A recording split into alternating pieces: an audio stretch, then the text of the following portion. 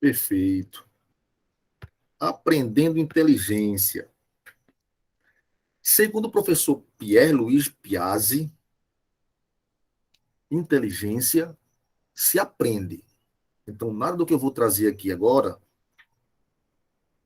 é inventado, ou coisas da minha cabeça, ou conceitos que eu mesmo criei, né? O centro, a base, o foco são as teorias do professor Pierre-Louis Piazzi, mas também tem algo de Gardner aqui. Nós vamos ver daqui a pouco sobre as múltiplas inteligências, tá certo? Então, o que é inteligência? O professor Pierre disse que a gente pode aprender inteligência. Olha só que legal. Como assim, professor? Eu vou estudar inteligência, eu vou aprender inteligência? Sim, aprender no sentido de evoluir intelectualmente. Eu posso melhorar a minha capacidade cognitiva, eu posso melhorar a minha inteligência, tá certo? Como? Vamos ver no decorrer desta nossa conversa. Inteligência, olha só, é um conjunto que forma todas as características intelectuais de um indivíduo. Todas. Simplificando, é a faculdade de conhecer, compreender, raciocinar, pensar e interpretar. Todos nascemos inteligentes? Todos nascemos com QI elevado? Não. Há pessoas que nascem com QI mais elevado do que as outras? Sim. Há países em que as pessoas têm QI mais elevado? Sim. O Japão é um exemplo. Parte da China é outro exemplo. Mas por que em alguns países as pessoas nascem com QI mais elevado e outros não? Tudo tem a ver, olha só, tudo tem a ver com o contexto em que os pais dessas pessoas estiveram inseridos antes do nascimento. Ou seja, desde a geração, desde que o indivíduo foi gerado no ventre da mãe, durante todo o período de gestação, né, de gravidez, tudo isso influencia para que a, a pessoa nasça com o QI mais elevado. Em certa parte do ano, a Rússia, por exemplo, tem um frio absurdo. É escuridão, o sol não nasce durante alguns meses do ano. Então, nesse período, as pessoas interagem mais, conversam mais, fazem mais atividades juntas, leem mais. E tudo isso influencia na formação do intelecto do indivíduo que vai nascer. Olha que coisa louca. Tudo isso age diretamente na formação do indivíduo ainda feto, na formação cerebral do indivíduo ainda feto, ainda na barriga da mãe. Pessoas que nascem em um lar conturbado, antes mesmo de nascer, já sentem os efeitos e já nascem perturbados psicologicamente. Eu não estou inventando isso, não. Isso é neurociência pura, tá certo? Então, faculdade de conhecer, compreender, interpretar, raciocinar, pensar. Quando você junta tudo isso, nasce o nome de inteligência. Agora eu tenho aqui a guerra entre inteligência, sabedoria e burrice. E a primeira coisa que nós temos que desfazer aqui agora é o mito de que, ou a confusão de que inteligência e sabedoria são a mesma coisa. Porque não são. Inteligência é esse conjunto de fatores que nós falamos agora há pouco, conjunto de faculdades, né, de interpretar, conhecer, de compreender, de raciocinar. Eu estou parando porque estou aceitando o pessoal chegar aqui. Pronto. está ligado ao cognitivo. E o que seria, pois, sabedoria? Sabedoria é saber utilizar da inteligência. Então, professor, é, existem pessoas burras, porque eu vi que você citou aqui também burrice. Inteligência, sabedoria e burrice. Inteligência é a parte cognitiva. É o conjunto de faculdades que formam a minha massa cinzenta, conhecida como cérebro. Sabedoria é, grosso modo, saber gerenciar essa inteligência, saber agir, manipular a inteligência. Você pode ser muito inteligente e ser burro. Professor, agora você disse uma bobagem aí. Como assim que eu posso ser inteligente e eu posso ser burro simultaneamente? Sim, porque inteligência não tem nada a ver com sabedoria, ou não tem nada a ver com a falta, burrice não tem nada a ver com a falta de inteligência. Burrice não é a ausência da inteligência, que fique claro. Ah, falando de tal, não consegue aprender português, ele é burro. Burrice não está atrelado, não está ligado à falta de inteligência. Burrice está ligada à falta de sabedoria. Vou trazer um exemplo prático. Estamos todos numa reunião aqui agora, todo mundo numa sala. 3 horas da tarde, um calor do inferno. Só tem um ventilador para todo mundo. Chega o momento do coffee break, né? Vamos para o lanche. Todo mundo sai da sala. Aí Peterson, muito traquino, quando todo mundo sai da sala, Peterson vai lá e pega um pedaço de ferro e quebra o ventilador. O único ventilador da sala que estava fazendo vento para todo mundo, Peterson vai e quebra. De ruindade. Nesse contexto, pessoal, Peterson, apesar de ser um cara inteligente, né? O cara da matemática, dos números aí, ele agiu de forma burra. Ele foi burro. Porque ao voltarmos para a sala, não só nós, mas Peterson também irá sentir calor. Peterson também irá sentir as consequências da atitude dele.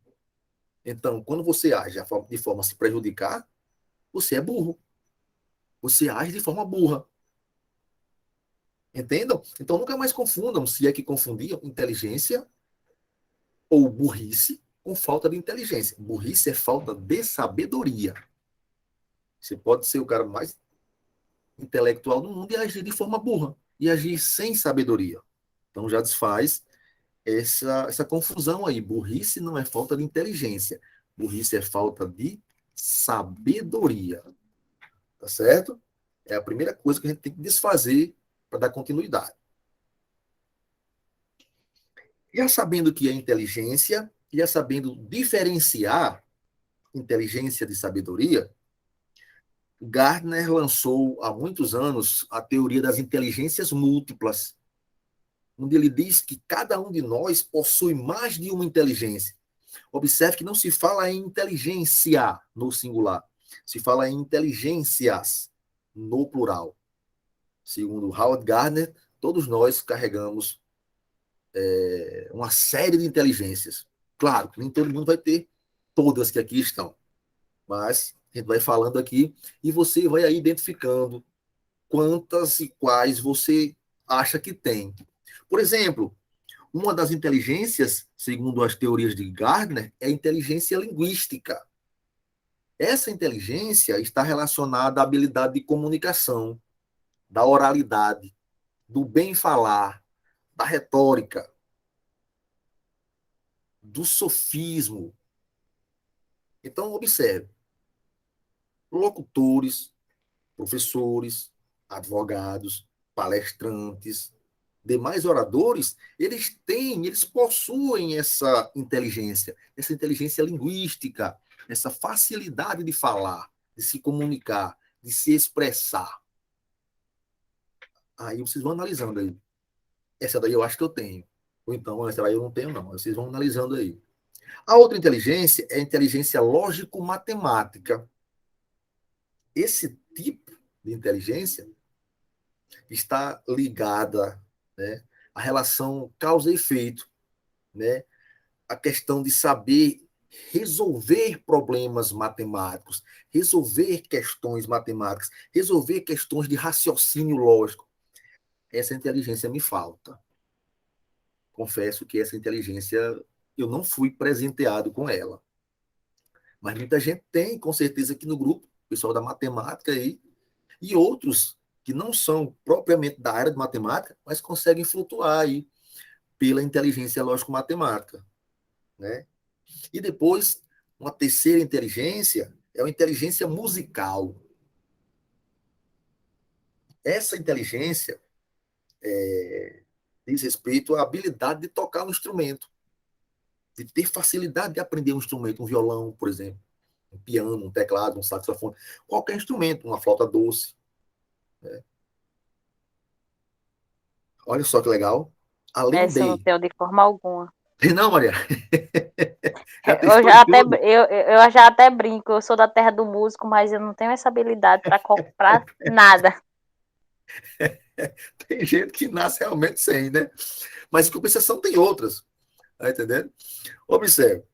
A habilidade lógico-matemática, habilidade linguística e habilidade musical. É possível que o indivíduo tenha as três, é possível que ele tenha duas, é possível que ele tenha uma, é possível que das três que foram citadas ele não tenha nenhuma ainda, e que as demais que vão ser mencionadas ele domine, ele tenha, não domine, mas carregue consigo, tá certo? Olha um detalhe importante. Não está a inteligência matemática, ela não está ligada somente, matemática não, perdão, musical, ao fato de você saber um instrumento. O seu bom gosto musical está ligado diretamente à sua inteligência musical. Ouvir boas músicas. Ah, isso aí eu tenho.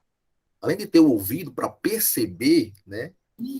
Eu também. Chegada a MPB, Olha rock. aí. Mas qualidade, viu, rock? E eu ia dizer uma coisa agora, Suil. Geralmente, música é matemática. Quem estuda teoria musical, como eu estudei, É verdade. eu Tem a sou questão músico, na das verdade, partituras. e isso. Eu sou músico, apesar de não exercer mais, mas eu estudei teoria musical, eu toquei muito tempo em banda de música. E música é matemática pura. Você tem ali as pausas, né? Correspondem aos tempos, meio, metade, enfim. Música é matemática pura. A partitura é escrita toda baseada em matemática, em tempos, né? Então, quem tem a inteligência lógico-matemática, geralmente também tem a musical. Né? E a inteligência espacial? Vamos ver aí quem tem. Qual é essa? A espacial é a habilidade de se orientar no espaço. Por exemplo, saber ter uma noção de espaço para estacionar um carro, para estacionar uma moto. Saber ir pela primeira vez em um lugar, entrando em várias ruas e saber retornar tranquilamente sem. Ah, eu entrei aqui, será que. Não, não estou lembrando dessa rua, não. Né? Saber ler a planta de uma casa. Enfim, é esse tipo de, de, de, de habilidade é chamada de inteligência espacial. Eu confesso a vocês que também me falta um pouco dessa, Eu né? tô é lascada. Na planta da casa não é comigo, não. Né? Eu tenho a questão da memória fotográfica, por exemplo. Eu Show, vi sua fisionomia uma vez, onde eu vi, eu já conheci a voz. perfeito. Grava a voz com muita facilidade. Poucas coisas me invejam nessa vida, e quem tem essa memória fotográfica, eu tenho inveja, com certeza. Outra coisa não, mas isso aí eu tenho. O que eu gostaria de ter também, de bater o olho assim e dizer, uff, tá aqui. Porque pessoas que têm essa memória fotográfica aprendem com facilidade muito grande, porque fotografam ali, memorizam, fica guardado ali no cérebro, e passa o tempo que passar, ela tá lá. A habilidade de coordenar e usar o próprio corpo, a inteligência sinestésica. Aí é o pessoal do balé, os bailarinos, os dançarinos, professores de educação física, ou seja, Também não pessoas tenho. que também não têm, mas facilidade de dançar, que dançam divinamente bem e que conseguem Essa me faltou. através da dança, comunicar, porque o corpo comunica, o corpo fala, o corpo é uma linguagem, transmite uma linguagem, é uma forma de comunicação. Então, isso também não é muito, não é muito forte, não, eu não tenho.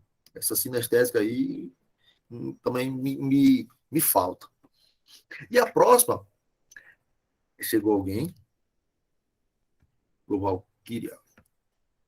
A próxima inteligência é a inteligência interpessoal. Inter é a habilidade de relacionar-se bem com os outros. Observe que inter é entre pessoas. Interpessoal. Aquela história de você. Simplificando e resumindo, é toda a empatia, que está tão em moda hoje, teoricamente, mas que na prática a gente sabe que deixa a desejar. A empatia é muito bonita, teoricamente, e empatia, mas não existe empatia na prática. Eu costumo dizer isso, e me chamam até de pessimista e tal, mas é a realidade. Mas essa empatia, essa facilidade de se colocar no lugar do outro, né, de saber analisar o problema sob a ótica do outro, pondo-se de fato no lugar do outro, né, saber escutar o outro, aconselhar, essa é a tal da inteligência interpessoal ou empatia. Né? E também tem a intrapessoal. Olha só, que é a diferença aqui nos prefixos inter e intra, tá certo? Intra quer dizer de dentro, inter quer dizer entre. Então, a interpessoal é a facilidade, é a habilidade de relacionar-se com o outro. Intrapessoal é a habilidade de conhecer a si, de se conhecer. É aquela habilidade de fazer uma autoanálise. E será que eu me conheço? Que é a mais difícil aí. Você parar e se... Será que você realmente se conhece? Você parar e pensar assim, porra, eu me conheço realmente? Eu sou capaz de me conhecer? Eu sou capaz de prever certas atitudes minhas diante de certos contextos? Eu conseguiria controlar a emoção, a fúria diante de tal situação? Né? Essa autoanálise, esse conhecer a si é o que Gardner chamou de inteligência intrapessoal. Então, segundo ele, nós temos todos esses tipos de inteligência. Todos? Não. Todo mundo. As pessoas carregam todos? Não. Esses tipos existem. Aí nós vamos ter algumas e vamos ter deficiência em outras. Ou de um nível assim, muito baixo, o cara que é muito bom, tem uma inteligência linguística muito boa, ele pode ter uma inteligência lógico-matemática nula, ou quase zero. Né? Existe um teste, inclusive, que eu já levei várias vezes para a sala de aula, que o cara responde umas perguntas, né, nesse teste, e, inclusive, criado pelo próprio Gardner, pelo próprio autor das teorias. E no final ele vê quais inteligências ele somou mais pontos, né, geralmente duas. As duas que ele somou mais pontos são as duas que ele tem em maior volume, vamos assim dizer. A sua inteligência é mais focada, por exemplo, a inteligência musical e a inteligência interpessoal. Essas duas no teste vão dar mais altas. São perguntas que o cara vai fazendo, no final faz uma pontuação e soma. Eu tenho esse teste bem legal. Depois pode até enviar para vocês, se quiserem fazer aí, só para eu saber de certeza quais inteligências vocês acham que tem aí. Depois disso, vamos entrar aqui no órgão mais importante do corpo, que não é o coração, apesar dele ser muito importante. Ah, mas se o coração para, você morre. Tudo bem. A morte cerebral não é muito diferente. Se o cérebro morre, o que você vai fazer? Vai ficar o coração batendo, de que adianta? E por que o cérebro é importante? Ele é o principal órgão do sistema nervoso. Sendo assim, ele é responsável por todas. Observe que eu não disse uma, duas, três, 20. Eu disse todas as ações voluntárias e involuntárias do nosso corpo. Resumindo e simplificando, quem manda no corpo é o cérebro. Tudo está sob controle do cérebro. Por isso que doenças como depressão, por exemplo, que afetam a mente e o sistema nervoso central, deixam o indivíduo, muitas vezes, se for um grau muito forte, paralisado, sem coragem de sequer se levantar. É um ser ali quase em estado vegetativo, apesar de estar ali fisicamente inteiro. Porque é o cérebro quem controla o corpo, quem comanda tudo. E existem 100 bilhões de neurônios, meu amigo, é neurônio. É neurônio. Em menos de 1 quilo de massa orgânica. O peso do cérebro é mais ou menos esse, 1,4 quilos. Isso de um cérebro adulto. Não dá nem 1,5 kg. Só que, observe, equivale a 2% do peso do corpo inteiro. Mas em compensação, apesar de equivaler a 2% do corpo inteiro, o cérebro consome 25% de todo o oxigênio utilizado pelo nosso organismo. Ou seja, 1/4 do oxigênio do nosso corpo é consumido pelo cérebro. Para você ver a importância desse rapaz e a importância e a urgência de cuidar bem dele, de exercitá-lo, tá certo? Ele possui 2 hemisférios, segundo os estudos. O hemisfério esquerdo, que é responsável pela parte linguística e lógico-matemática, então, num lado só, e o hemisfério direito, responsável pelo musical e espacial. Os especialistas recomendam que nós tentemos fazer coisas para exercitar os 2 lados do cérebro. Por exemplo, coisa simples. Você é destro. Então você exercita mais um lado do cérebro. Você come mais com o lado, escreve mais com o lado direito, chuta uma bola com o lado direito. Você forçar o cérebro a fazer as mesmas coisas com o lado esquerdo, você vai estar trabalhando o outro hemisfério do seu cérebro. Claro que você vai apanhar no começo. Eu, eu não consigo comer com a mão esquerda, porque são 39 anos comendo com a mão direita. Mas é possível mudar? É. É possível eu passar a fazer isso, treinar isso aqui, porque eu vou estar treinando o outro lado do meu cérebro. E isso é benéfico. Então, se a gente puder treinar os 2 lados do cérebro, para que eles expandam-se de forma equivalente ali, é show de bola. Né? Como é que a gente aprende? A gente aprende nessa perspectiva aí. Ó. O nosso cérebro, esse bonitão, ele aprende segundo essas características, esses critérios. Eu consigo aprender somente lendo 10% do conteúdo que eu vejo. Eu consigo reter 10% do conteúdo se eu apenas ler. Quando eu falo eu, gente, essa aqui não é baseada no meu cérebro, não, no cérebro do ser humano, segundo pesquisas. Né? Então, de tudo que você lê, você só consegue reter 10%, se você somente lê. 20% você consegue absorver, captar, ouvindo, prestando atenção. Aí vem aquela diferença entre ouvir e escutar, viu? Nesse caso aqui,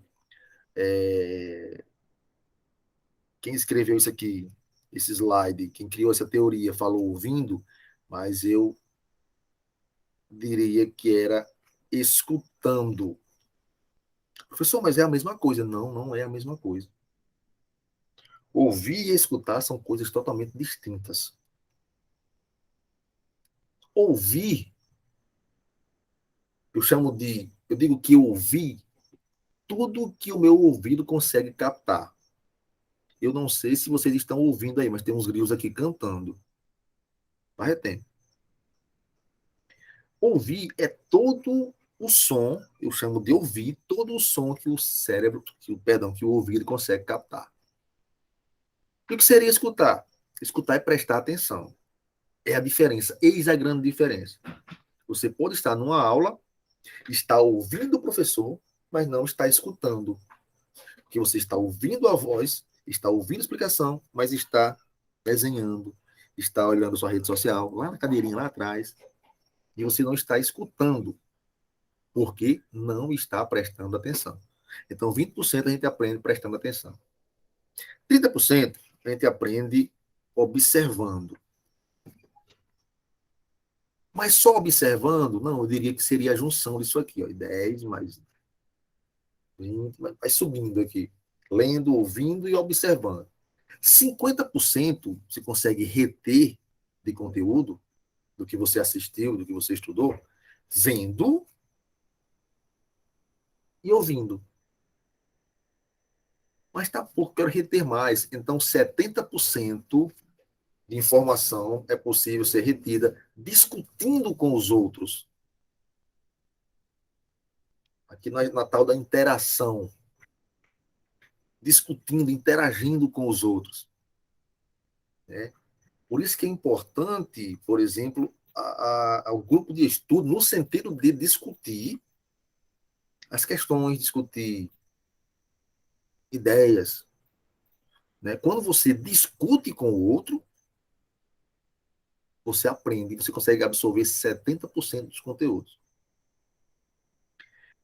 E essa parte da discussão é interessante por quê?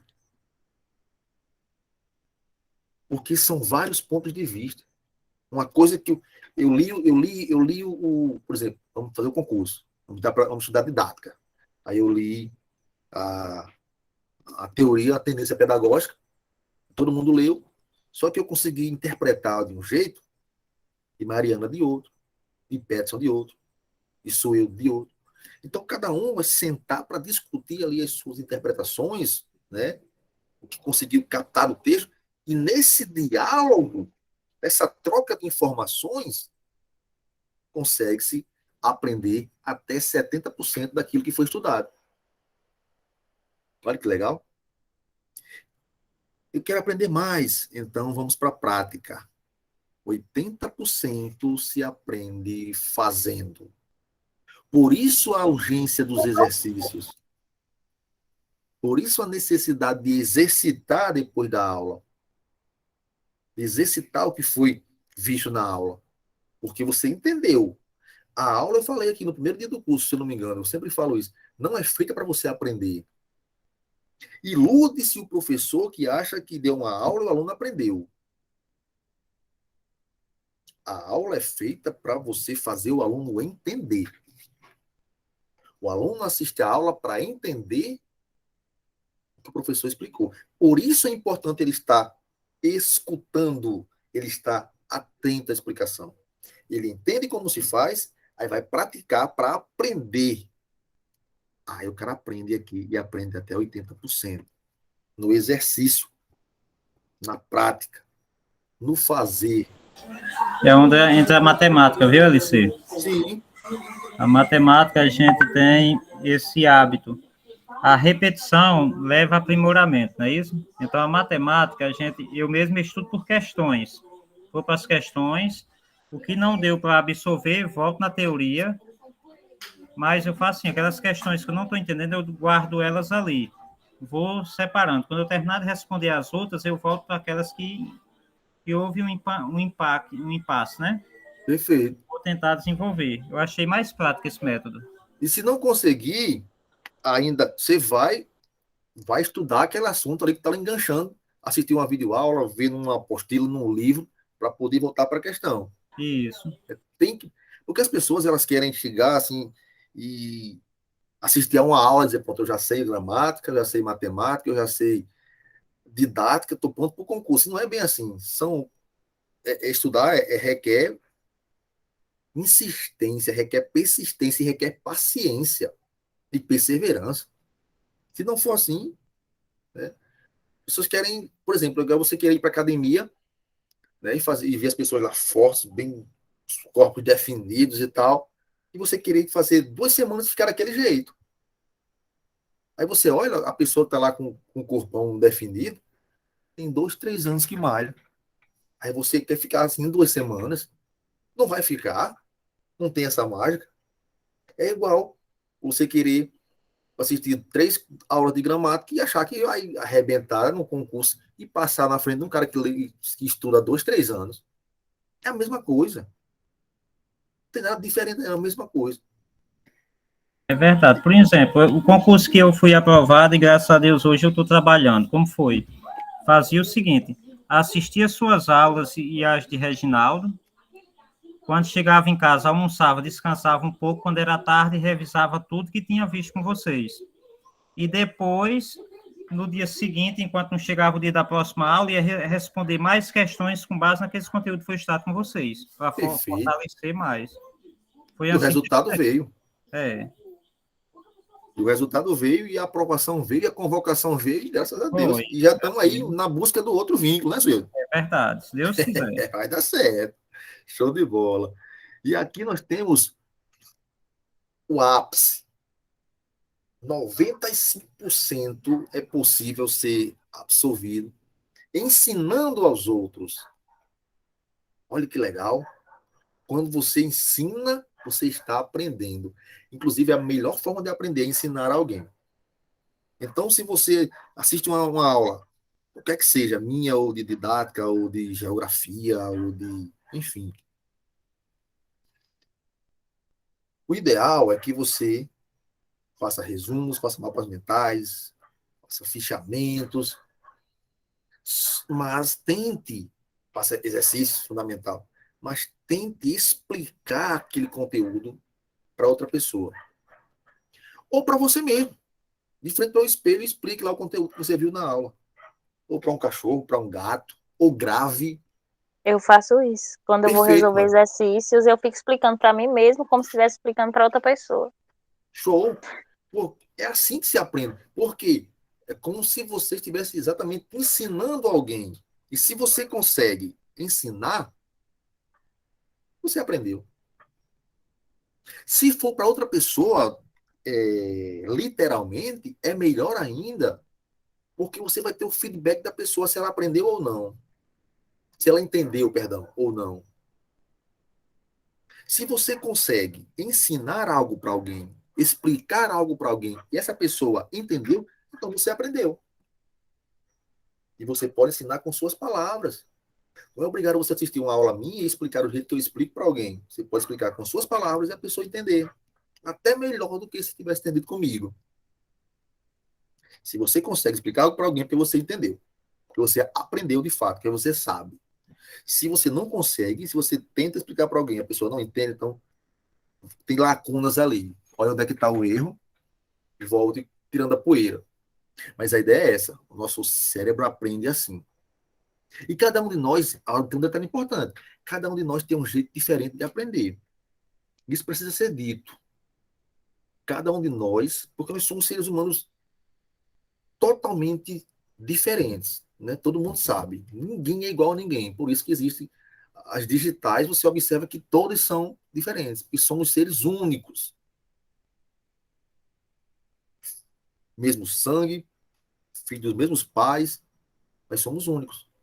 Então, o jeito que é mais fácil de eu aprender, pode ser que para você seja mais complicado, que você prefira, consiga entender, aprender de um jeito diferente. Então, eu acho que o grande segredo, a grande sacada, é você descobrir qual, de qual jeito, de qual maneira você aprende melhor. Ah, Pets consegue aprender só assistindo videoaulas. Não anota nada, não faz resumos, não faz exercício. Se ele consegue aprender assim, talvez você não consiga. Ele consegue daquele jeito, não quer dizer que você e eu consigamos. Eu não consigo. Gente, se eu não estiver escrevendo, para mim, não estou estudando. é anotação, é resumo, é setinha para lá, setinha para cá, anotação para lá e para cá. Eu só aprendo assim, né? E não quer dizer que não é uma regra. O jeito que eu aprendo pode não servir para a maioria de vocês. Então, eu acho que o grande segredo é esse. A grande sacada dessa aula é essa. É você perceber, pô, vou começar a observar, olha só, de que maneira eu aprendo melhor. De que forma eu consigo absorver mais conteúdos. É lendo, é ouvindo, é discutindo com os outros. Você pode pegar como referência isso aqui. É ensinando os outros. Porque isso aqui é feito em cima de estimativas. Não é feito em cima de todo mundo do planeta. É um estudo feito baseado em algumas pessoas que foram analisadas, né? Então não é uma regra aqui, não é uma receita de bolo que serve para todo. Ainda que fosse, você observe. Você pega você vê na internet uma receita de pudim. Aí você diz, caramba, vou fazer. Mulher faz um pudim no YouTube lá, meu amigo, fiz mania do mundo. Você diz, vou fazer. Aqui é a receita. Aí você faz e sai ruim. Os mesmos ingredientes, o mesmo tempo levado ao fogo. Mas saiu ruim por quê? Porque você ainda não adquiriu a habilidade que aquela pessoa tem de fazer, aquela prática que ela adquiriu ao longo de muitos anos fazendo pudim. O coco é seco, meu amigo. Não é chegar e vou fazer, não. Tá certo? Que ela diz, rapaz, eu vi Ronaldinho Gaúcho cobrando uma falta. Rapaz, vai fazer? Vai lá. Tá entendendo? Então, descubra a forma que você aprende melhor. E invista nisso. Né? Não é porque uma deu certo para mim que vai certo para você, não. E por aí vai. Acho que o grande segredo é esse, descobrir. E outra coisa, tenham calma. O concurso está aí, não tenham calma. Primeiro você descobre como é que você aprende, para depois você aprender. Para não sair dando tiro no escuro e feito um doido e no final das contas não ter resultado. Tá certo? Quando você perceber a forma que você aprende melhor, que você absorve os conteúdos melhor, você vai evoluir. Ah, mas o concurso está em cima, eu tenho que ver todos os conteúdos. Se você não der tempo a ver todos, você viu alguns, mas agora já sabe como é que você aprende e vê outro concurso. Você faz outro. Agora, se você não parar para pensar como aprende melhor, vai fazer esse concurso, vai fazer o outro, vai fazer o outro, fazer o outro, e vai levar pau em todos. Tá entendendo? Eu acho que o grande segredo é isso. Perceber como é que você aprende melhor. Por falar em aprender, chegamos na parte muito bacana, né, que é como o cérebro armazena as informações. Caneta, papel na mão e anotem e tirem dúvidas, que esse momento é o tchan da aula. O nosso aprendizado, ele acontece de forma circadiana, ou seja, ó, é um círculo. O nosso aprendizado ele ocorre num período de 24 horas. Presta atenção nisso aqui que eu estou dizendo. Isso aqui é o tchan da coisa. Então, durante o dia, desde a hora que nós nos acordamos até a hora que vamos dormir, nós estamos aprendendo, aprendendo, aprendendo, aprendendo, aprendendo, aprendendo, aprendendo, até a hora que vamos dormir. Porque quando chega na hora de dormir, aí vem a surpresa. Chego já lá.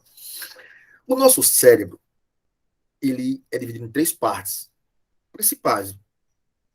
O sistema límbico, que numa linguagem de internet seria a memória RAM do computador. O córtex pré-frontal, que numa linguagem também de internet seria o HD, e o cerebelo. O sistema límbico é aquela memória de curto prazo. Como assim, professor? Memória de curto prazo? As coisas são fáceis de salvar, mas também são fáceis de apagar. Você memoriza muito rápido, mas também ele apaga muito rápido. E o detalhe, não resiste a uma noite de sono. Professor, eu não entendi. Como assim? Beleza. Tudo que você escuta, que você ouve ou escuta, da hora que você acorda até a hora que você vai deitar, vai para o sistema límbico. Tudo vai salvando lá. Se eu perguntar a você aqui agora, a vocês, quantas coisas vocês ouviram ontem, na hora que acordaram, até a hora que foram dormir? De amigos, de maridos, de parentes, de mãe, de colega de trabalho, de patrão. Quantas coisas vocês ouviram? Uma infinidade de coisas. De quantas vocês lembram? Lembraram hoje pela manhã? Ou lembram agora? De todas? Eu vou antecipar a resposta. De forma alguma. Tudo que você escuta da hora que você acorda, da hora que você vai dormir, vai para o sistema límbico. O problema é uma memória de curto prazo. Salva tudo, mas é muito fácil de apagar. E na hora do sono, é aqui onde vem a sacanagem. Na hora do sono, o cérebro involuntariamente apaga boa parte daquilo que nós vimos durante o dia. É por isso que a gente sente dificuldade de armazenar informações. Por isso aqui, ó, o aprendizado circadiano ele acontece durante um período de 24 horas. Simplificando é assim, ó, você acorda, aí começa a ouvir as coisas, tal, tal, tal, tal, armazena, armazena, armazena, armazena, armazena, armazena, armazena, armazena, armazena, armazena, armazena, vai dormir. Chegou no sono, aí o cérebro vem e apaga, apaga, apaga, apaga, apaga, apaga, apaga, apaga, apaga. Você armazena e ele apaga. Você armazena e ele apaga. A pessoa não pode. Neurociência pura. Pode terminar aí e pesquisar. O cérebro apaga involuntariamente. Mas só apaga se a informação estiver no sistema límbico. Se ela estiver no córtex, é mais difícil de ser apagada. Porque o córtex é a memória de longo prazo. É onde as informações ficam retidas por mais tempo. E o cerebelo? O cerebelo é responsável por nossas atividades motoras. Correr, pular, saltar, dançar.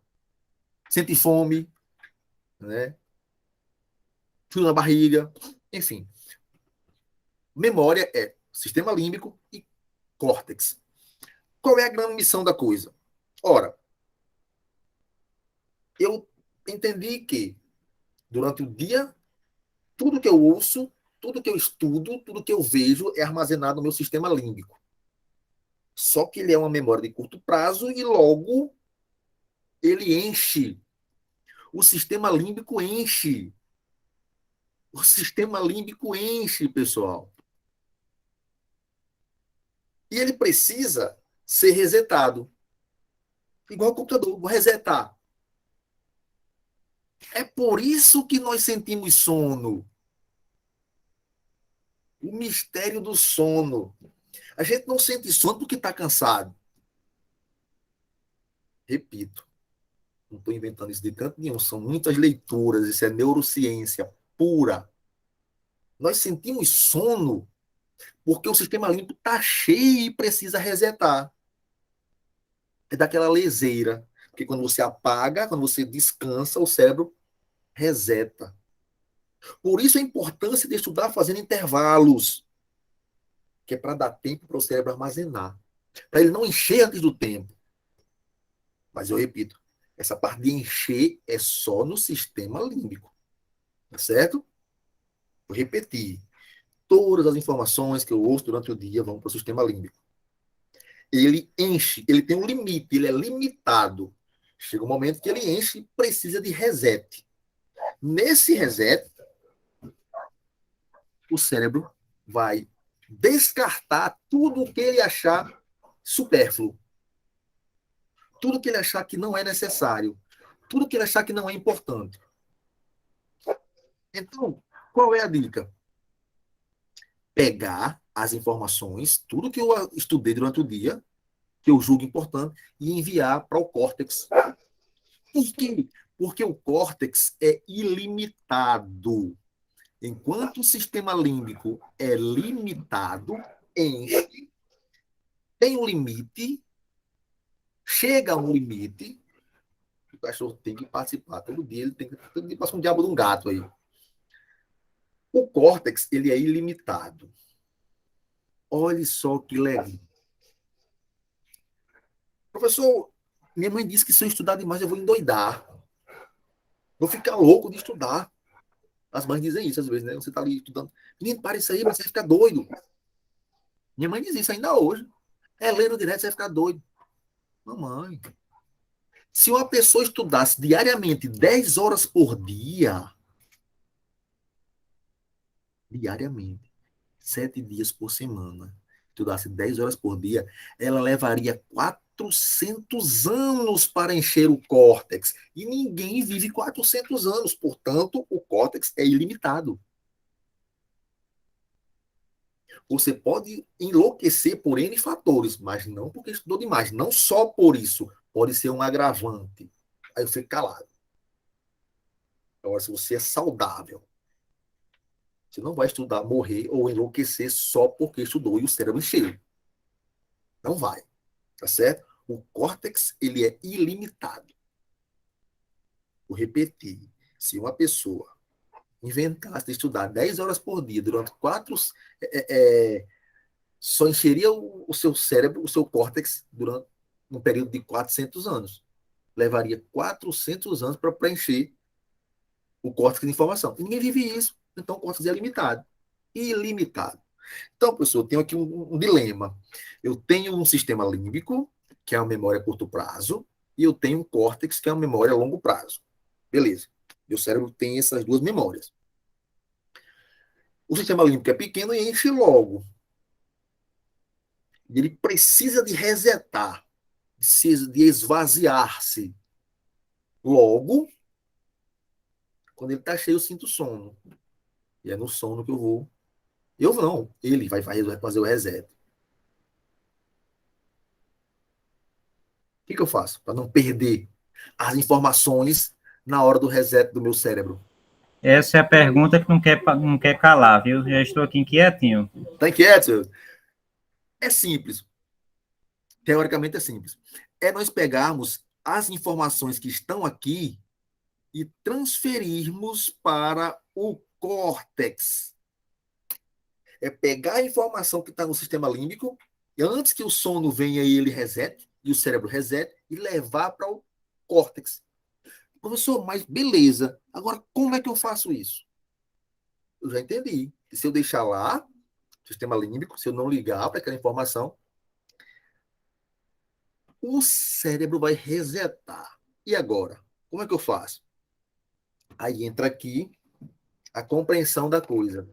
Como é que eu transfiro? Eu pego um HD e salvo e passo? Eu passo num pendrive? Como é que eu faço isso? Não. Observe. O sono, ele está intimamente ligado ao aprendizado. Intimamente ligado. A importância do descanso e do sono para o aprendizado é inquestionável hoje e há diversos estudos provando isso. É só você pôr no Google aí, o sono e o aprendizado. Poxa, você vai aparecer, aparecerão aí N arquivos, perdão, arquivos não, artigos de estudos científicos provando isso. O sono é essencial para retenção, para absorção de informações, de conhecimento, de aprendizado. Olha só como funciona. O que eu falei? Eu falei que o nosso aprendizado ele é circadiano. 24 horas. Durante o sono, quando o sistema límbico enche, tem que resetar. Nós dormimos. Durante o sono, há uma alternância de período de sono profundo e intensa atividade cerebral. Se nós pudéssemos ver a atividade cerebral que acontece aqui, enquanto dormimos, perceberíamos que era algo desse tipo.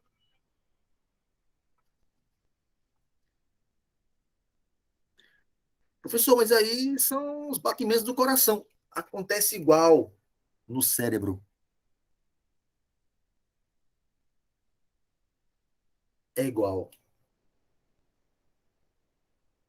Durante o sono, há uma estabilidade, né? Um sono ali profundo e há uma intensa atividade cerebral. Essa intensa atividade cerebral aqui é exatamente o sonho. Ah, professor, eu achei que era o contrário. Eu estava sonhando, estava mais. Não.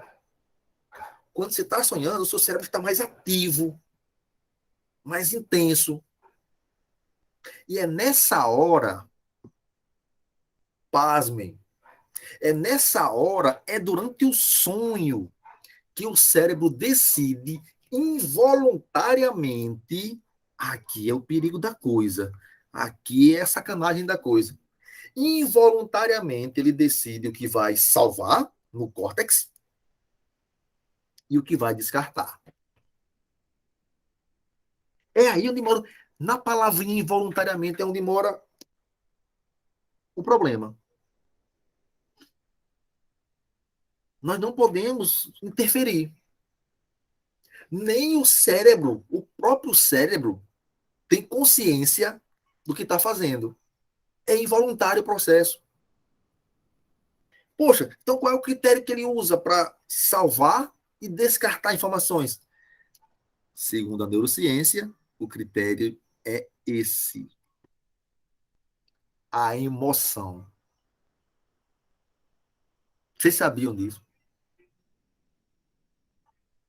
Vocês acreditam nisso? Começou uma missa aqui. Vai dar certo. LC, só uma pergunta. Oi. Quando você diz o aprendizado está relacionado à emoção, quer dizer o seguinte: aquilo que você faz com mais prazer e gosto é o que o cérebro absorve melhor ou eu Perfeito. estou focado? Perfeito. Vamos para exemplos práticos. Olha só. Certamente todos nós passamos por alegrias e traumas na vida. Há coisas, não sei se vocês pararem para pensar agora aí, há coisas que aconteceram com vocês aí há 20 anos, mas que está recente na memória. Vez por outra você está ali, vem a lembrança, que você não consegue esquecer. Um trauma qualquer. É uma coisa ruim. Trauma é coisa ruim. E você gostaria de apagar aquilo, mas não apaga, porque mexeu com a sua emoção e o cérebro salvou.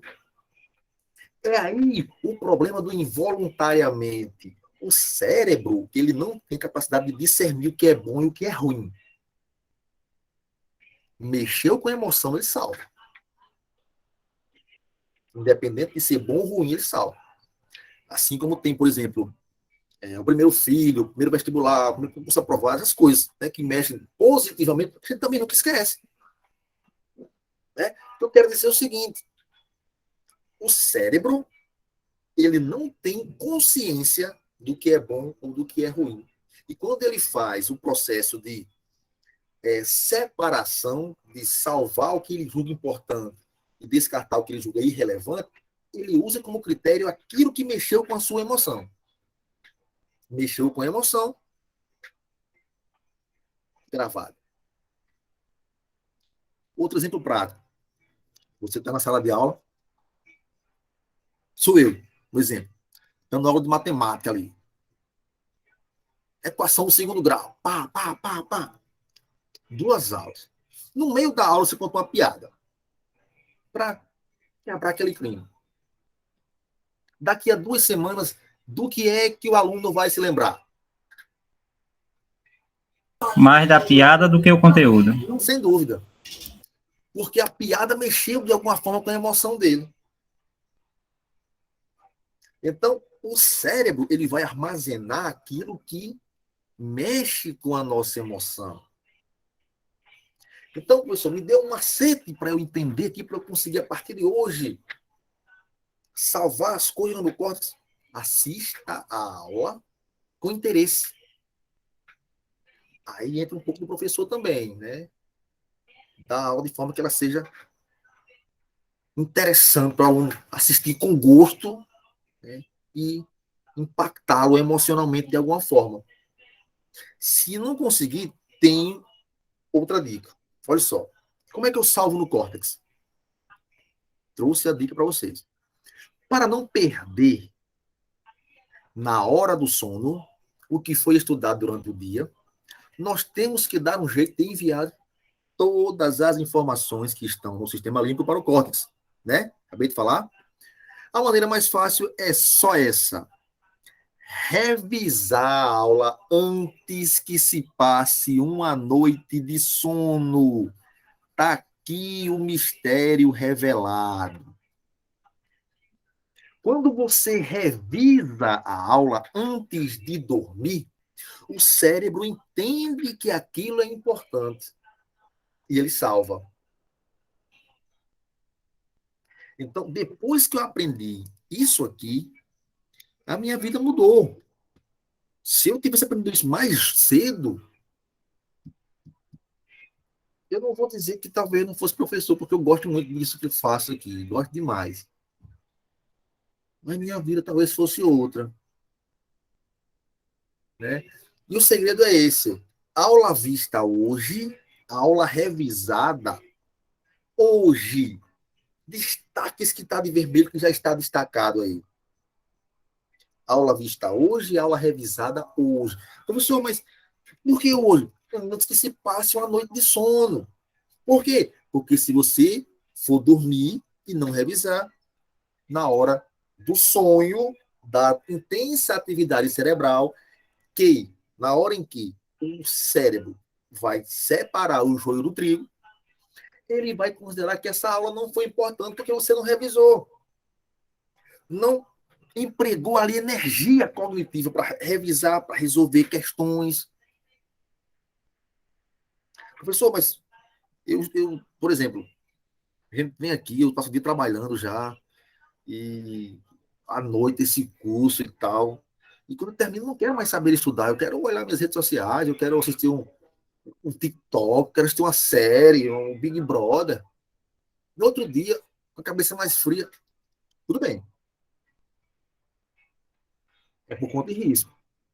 Se você deixar para revisar no outro dia, não, mas eu prometo que eu acordo 5 da manhã, 4 da manhã, para revisar.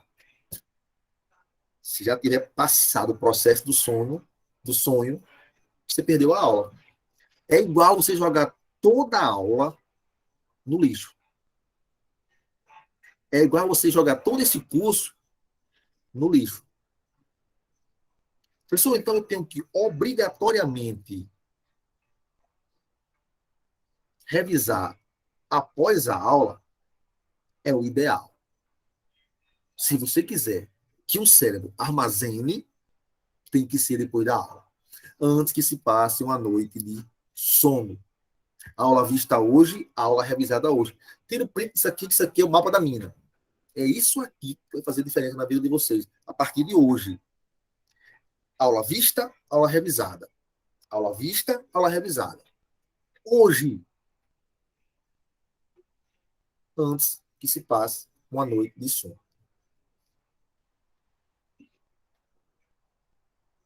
Façam isso na prática. Depois de cada aula, exercitem antes de dormir. No outro dia, façam questões. Você pode fazer até isso. Você revisa antes de dormir e pode deixar as questões para outro dia. É muito cansado, mas revisa. Revê a aula, anota e tal. Você pode até deixar as questões para outro dia. Agora, se você deixar para revisar no outro dia, não, eu vou rever a aula todinha.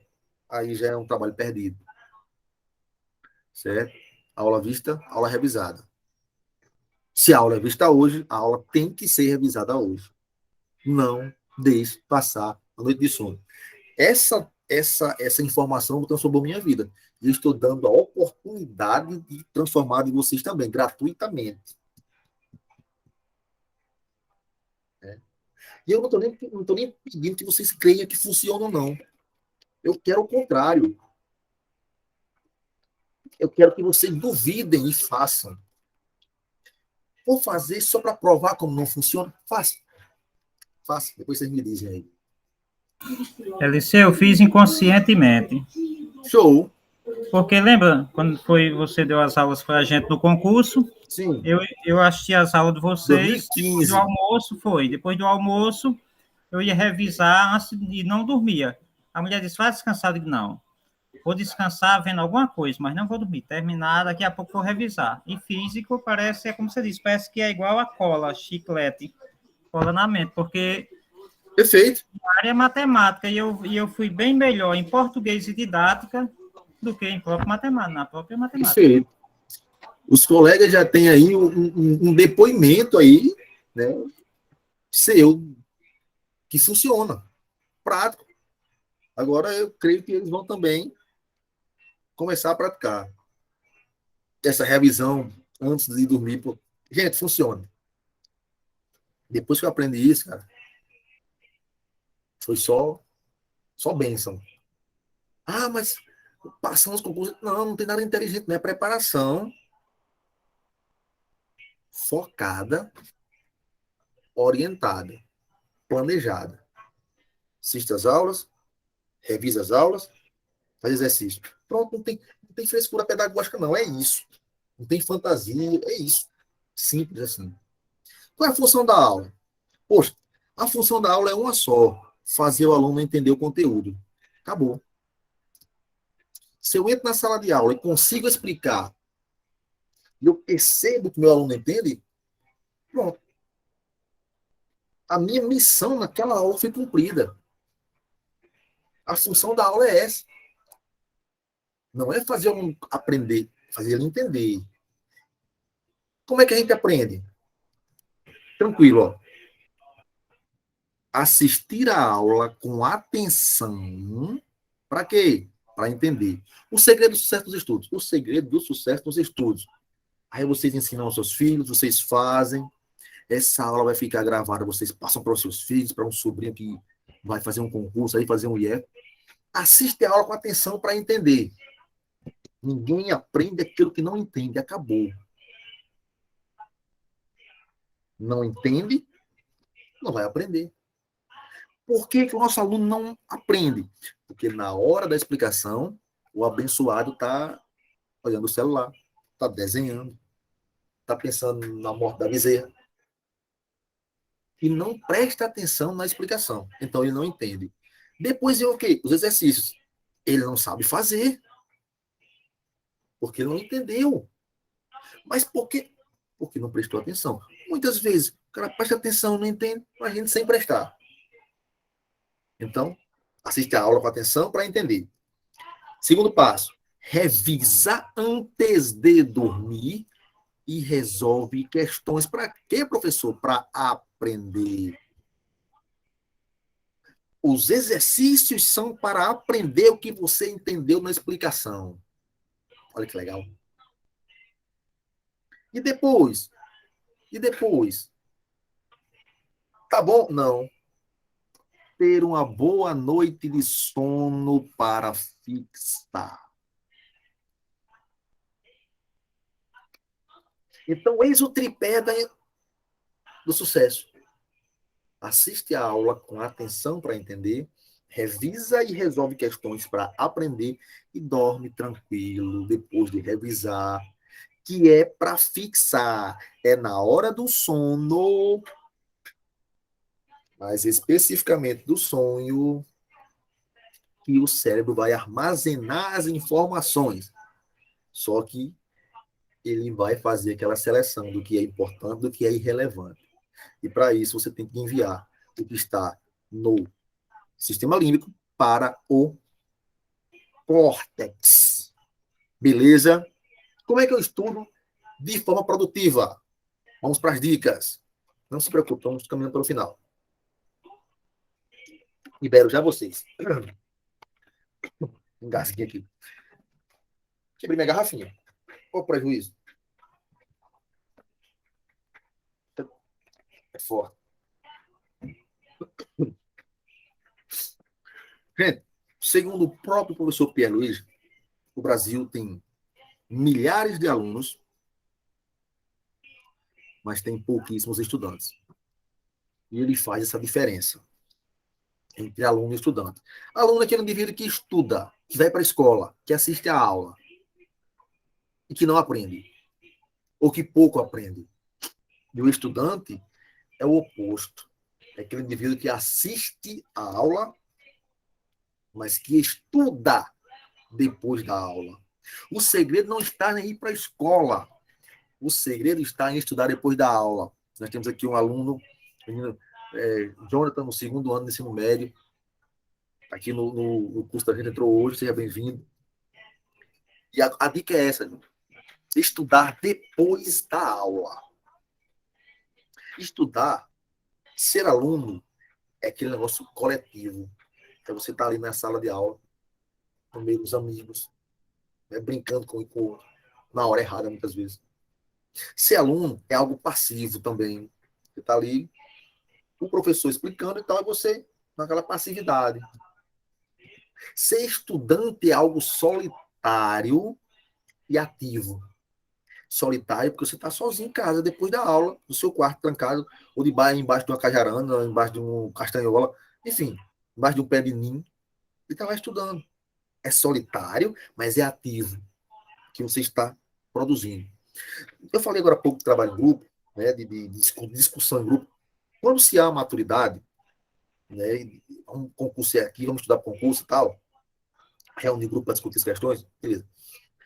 Mas quando não há essa maturidade, perde-se mais tempo no grupo de estudo do que ganha-se. Né? Se, por exemplo, tem 2 horas para estudar por dia, aí vamos marcar, eu digo assim, vamos marcar um dia lá na casa de Pets para estudar. Vamos lá, sou eu, você e Pets, nós três. Bora. Que horas? 8 da manhã. A gente pega de 8 às 10. Beleza. 8h20 eu chego lá em Pets. Já perdemos 20 minutos de aula. De tempo de aula. Tínhamos o quê? 2 horas. Quando o Sueldo chega, são 8h45. Quando eu cheguei, perto para começar, não, 8h20. Não, 8h20. Sueldo não chegou, vamos esperar o Sueldo chegar, vamos conversar aqui. Beleza. Sueldo chega, e aí, pessoal, 8h45. Vamos lá. Tá falando de quê? Não, falando de... Vamos começar ou não? Peraí, eu quero saber também do assunto. Então, em vez de começarmos a estudar, vamos socializar o papo. Eita, 9 horas, só temos agora 1 hora para estudar. Quer dizer, perdemos 1 hora de estudo no grupo. Se cada um de nós três estivesse desde as 8 da manhã estudando em casa, sozinho, a produção seria de 2 horas. Então, cuidado com o grupo de estudo. Tá certo? Estudar é solitário, mas é produtivo, é ativo. Tá certo? Para que estudar? Aprender. Independente de ser para um concurso. Ah, mas eu estudei e não caiu no concurso.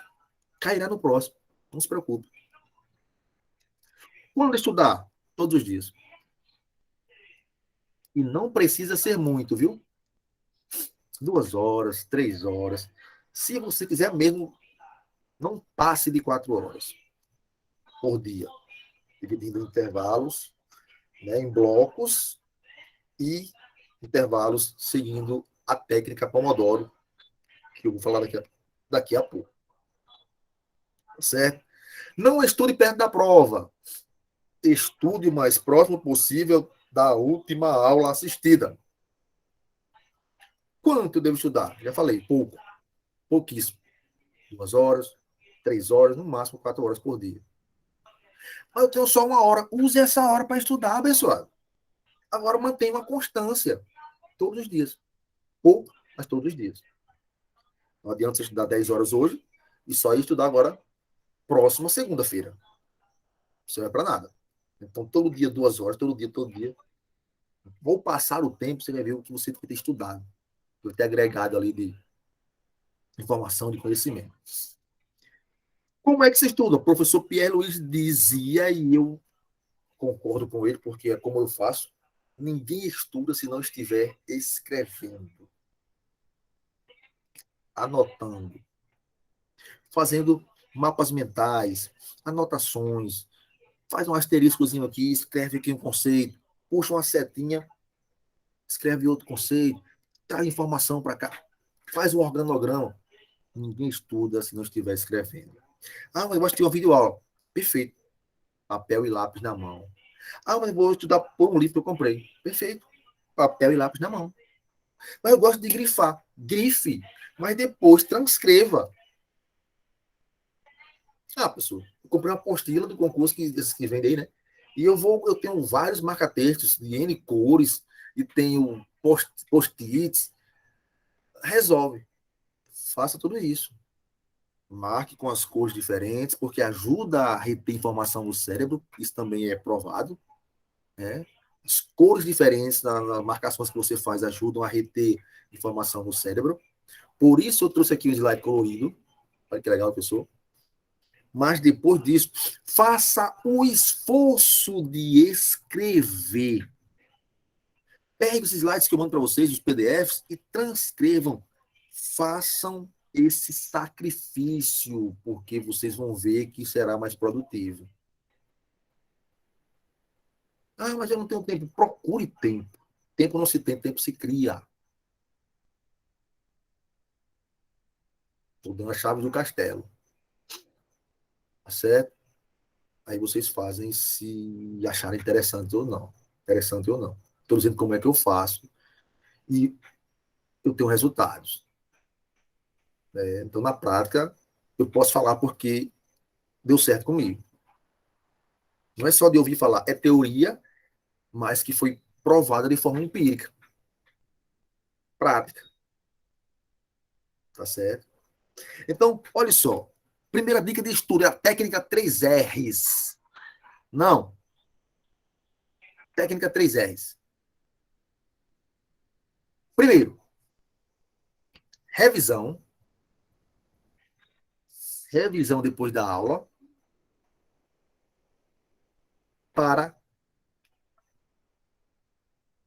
que na hora do sono o cérebro não apague. Resumos. E terceiro R, resolução de questões. Técnica infalível, a técnica 3 R's. Revisão do conteúdo, resumo e resolução de questões. Professor, é nessa ordem? Você pode fazer o resumo e depois revisar pelo resumo. Mas essa ordem é a mais bacana. Você revisa, faz o resumo e resolve questões para fechar. Vou repetir, pessoal. Não tem magia, não tem mágica, não tem enfeite. É isso. Ah, Miguel Macedo, tá aqui o esquema. Faça dessa forma, abençoado, que vai funcionar. Ah, mas não tem negócio mais fácil. Abençoado, faça desse jeito. As pessoas querem coisas fáceis demais, não querem se sacrificar e sentar a bunda na cadeira e fazer um resumo, assistir uma aula outra vez para. Ah, eu já entendi, vou resolver questões, não. Tá entendendo?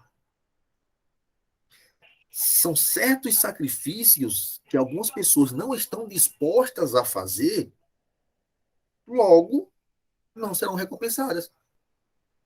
É muito simples. É muito simples.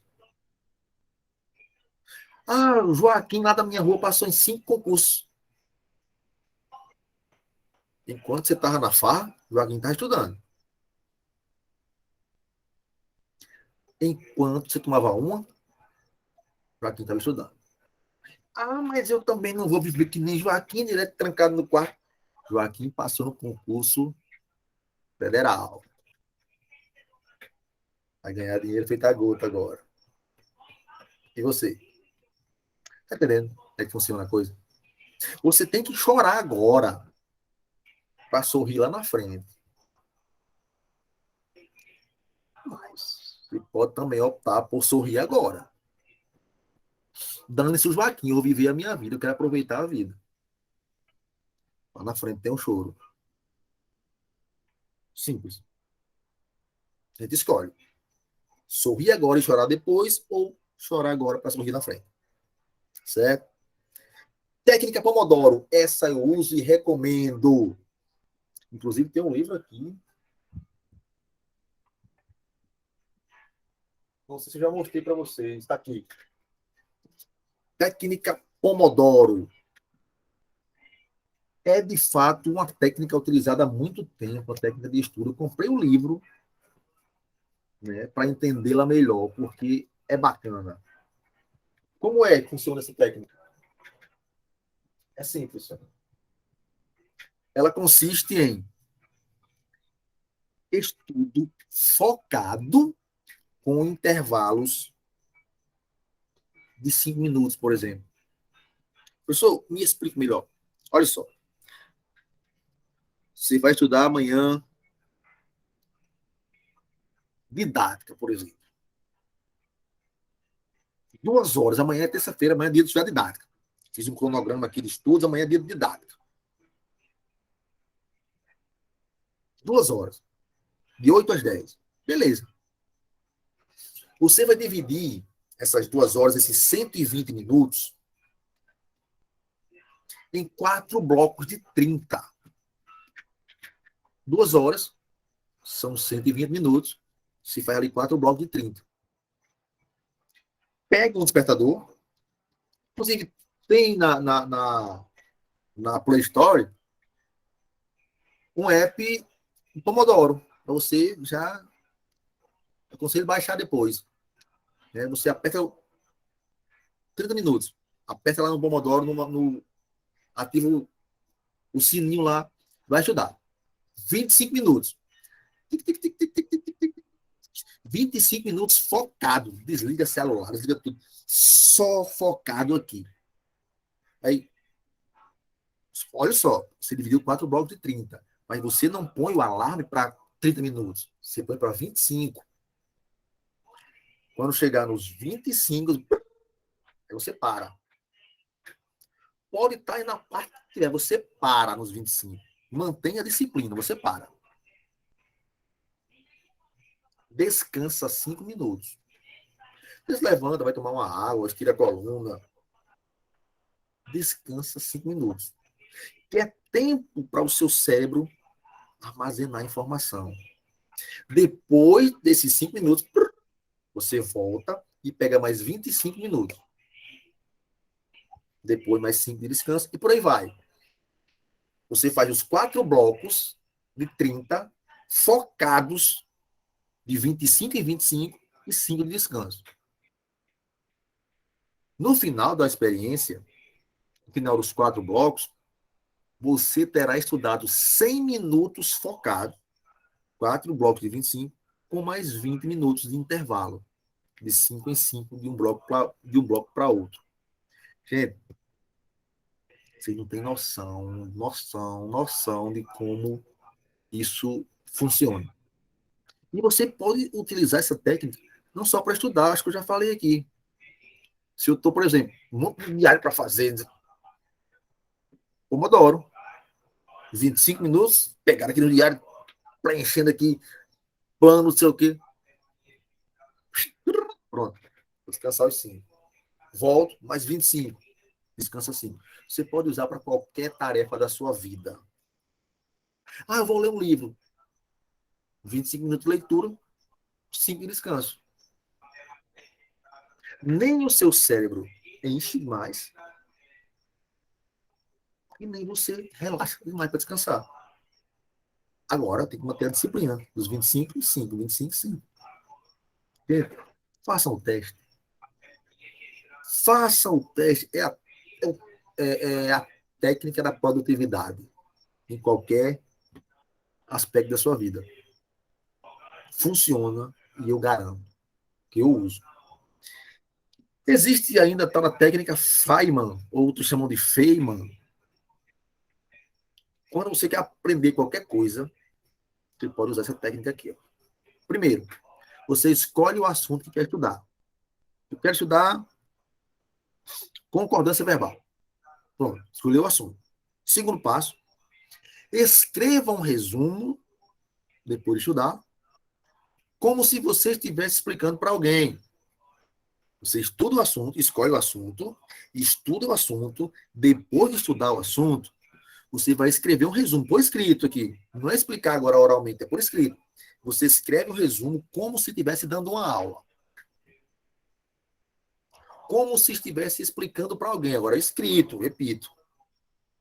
O terceiro passo é você pegar esse resumo e explicar oralmente. Acabou? O quarto passo é você identificar quais pontos ainda não domina e depois tentar simplificá-los. A técnica Feynman é essa. Escolhe o assunto que vai estudar, estuda, faz um resumo escrito, depois faz explicação oral, e nessa explicação você observa onde você acha que ainda está um pouquinho mais fraco, que precisa melhorar mais, que ainda há uma insegurança. Identifica isso e conserta. Acabou. Professor, isso é muito simples, mas funciona. Por achar que é simples, as pessoas não fazem, e por não fazer, passam a vida levando peia. Façam. Depois da aula, olhem lá pesquisem aí no YouTube, vídeos falando sobre isso, ou mesmo no Google. Técnica Feynman. Método ou técnica Pomodoro. Essas duas que a gente viu aqui. Veja lá. Você vê que eu não estou inventando nada. Veja lá. Professor, eu quero um método para fazer anotações. Como é que eu anoto? Método Cornell. Você pega uma folha, muito simples, e faz esse desenho aqui. Ó. Pega uma folha de seu caderninho e divide em 4 partes. A primeira parte é o título, é o cabeçalho, né? O nome da aula, o nome da palestra, o nome do. Enfim, a data e tal. Nessa horizontal aqui, perdão, vertical aqui, você vai anotar de forma resumida, né, as palavras-chave, os gatilhos mentais para você lembrar do conteúdo. Nesse maior, aí você faz os tópicos. Vai topificando aqui, né, conceitos, ideias, de preferência com suas palavras. Não precisa ser com as palavras do professor, você faz com as suas palavras. Você anota com suas palavras. Aqui, palavras-chave. E aqui, os tópicos, conceitos, informações que você julgar relevante. E o finalzinho aqui, pessoal.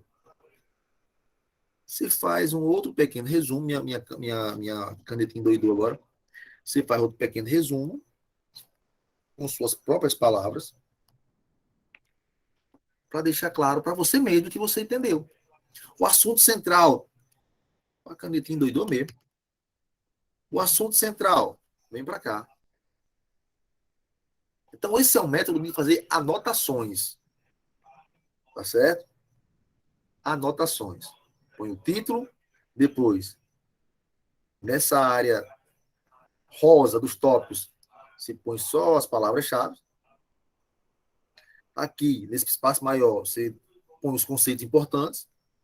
Topifica aqui, conceitos importantes. E aqui embaixo, faz um resumozinho com suas palavras do que você entendeu.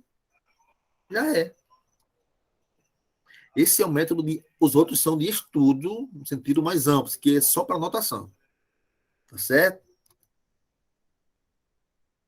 Todas essas técnicas reunidas, postas em prática, gente, surtem um efeito grande. grande.